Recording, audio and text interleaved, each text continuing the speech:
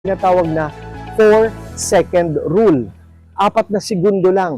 At ito po ay tip para sa mga adult companions ng mga batang 2 to 4 years old at nagkakaroon ng tantrum episodes. So ano ba itong 4-second rule na ito? Okay.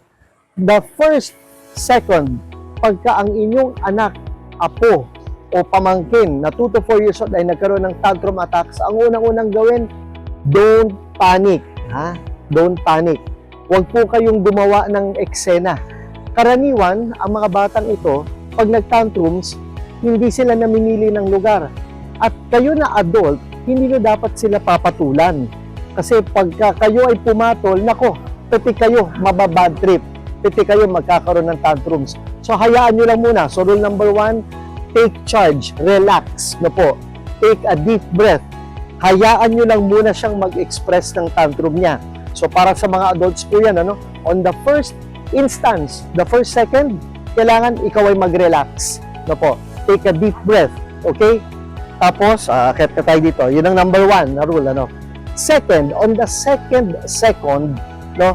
Pagka nag-tantrum, so nakapag-relax ka na at yung pamangkin mo, yung bata, nagtatantrums na. Ang pangalawang gagawin mo is to level down. Ibig sabihin, kung nakaupo siya, o kaya nagdulupas ay naghiga, you need to level down sa kanila. Baka kailangan mag-squat ka rin na kagaya nito. Kailangan maupo ka para magkita kayo eye to eye. Di ba? Very important po yan. Dahil mararamdaman ng inyong anak, ng bata na 2 to 4 years old, na merong tao na concerned sa kanya. Very important po yan, ha? No? So yung una, number 1, relax. Take charge, no po, especially if your emotion. At number 2, you level down with them para magkaroon kayo ng eye-to-eye contact. Pero madalas pag nagtatantrums, nakapikit yung mga yan dahil umiiyak, sumisigaw ang mga batang yan. So yan yung second sa 4-second rule. Okay, time. Number 3, dun sa ating 4-second rule na according to mga psychologists at child psychiatrists, very effective daw sa pagkocontrol, pag-address ng tantrum.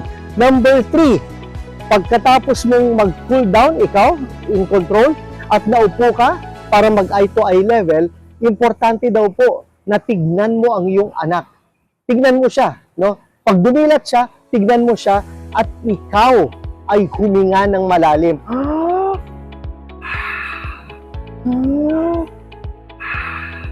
Kapag ginawa niyo po yan at nakatingin ang bata sa inyo, it will stimulate vagal nerve induction.